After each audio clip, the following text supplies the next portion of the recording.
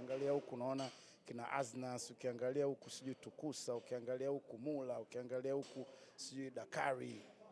Kwa hiyo wanafanya vizuri, uandishi mzuri, na kuona mtu anatoa hiyo single ghafla inaweza kuwa na impact nzuri. Nadhani pia wamejua kwamba kikubwa kwenye mziki ni fasihi ambayo unaitoa, sio maneno unacheza nayo vipi, kwa sababu mwisho wa siku utacheza na maneno uwezavyo, kama hakuna kitu unachokizungumza kitapita hivi hivi. Lakini tunataka tufanye mziki ambao utapendwa mpaka na mama ntilie, jamaa anafanya kazi garage, boda boda, sijui conductor. Zamani ilikuwa ndo tulivyokuwa tunafanya, si tuliweza kuwashika watu wa kila lika kwa sababu ya aina ya message ambazo tulikuwa tunafanya, tofauti na sasa hivi. Kuna aina ya maudhui ya rap yanavyofanya, unaona sasa hii itamshika vipi mama ntilie,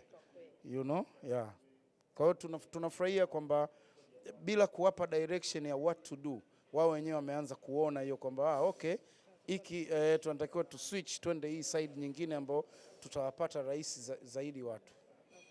Ushauri wako mkubwa?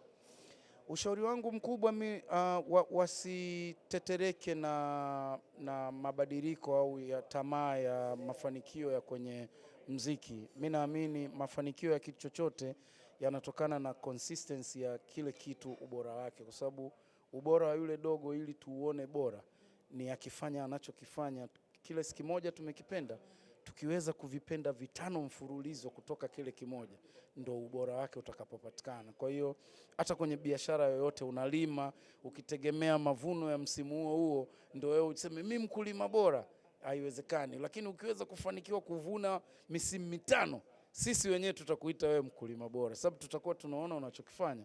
Kwa hiyo ninachowaomba au ninachowasii wa maintain kwenye hiyo path ambayo wapo, kwa sababu sisi tumeona zama zetu. TID alikuwa na rap, sisi tulikuwa tuna rap na TID. TID akaona huko kwenye rap huko nitachelewa, akaswitch akaanza kuimba, na kweli akatoboa kwenye kuimba.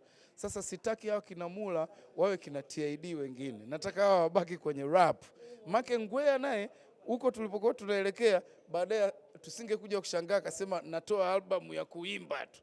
Maana alikuwa na nyimbo zake hizo Shigatagwan, rap anaimba kabisa. Kwa hiyo tunahitaji rappers zaidi kwenye hii side yetu, na female rappers pia, kwa sababu tuna uhaba, na hiyo ni somo ambao nataka niwape kwamba wana nafasi kubwa bila wao kujua. Kwa hiyo hao kina Black Queen, kina nani, kuna madem fulani wawili wanatoka Chuga wale, ingaje hawaoni labda nikilike hizo posti zao, lakini wajue kwamba sisi mabrother zao tunazipitia na tunapenda, tunawaona na tunapenda wanachofanya. Kwa hiyo tunataka tuone wakiendelea kufanya hivyo hivyo, kwa sababu industry ndo yao.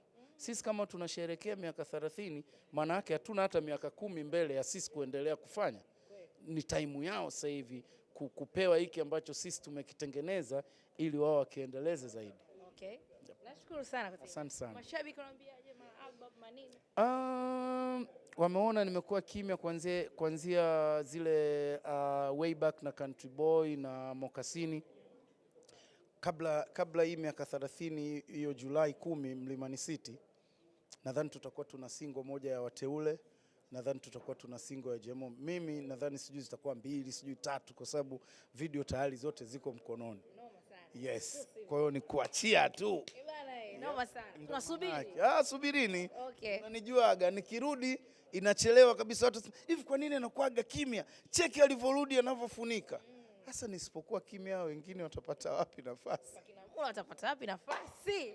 Umeona? Kwa hiyo ukimya wa Jmo ndio umeleta kina Mula. Kwa hiyo ni nzuri. Fidi akiwa amekuwa kimya ndio Lunya anaposema kwamba kama bro yuko kimya, acha mimi nichukue hii nafasi nifanye kitu fulani niondoke. Kwa hiyo tunavyopeana nafasi ni nzuri pia for the game. Okay. Nashukuru sana kwa time yako. Asante sana. Okay. Pamoja.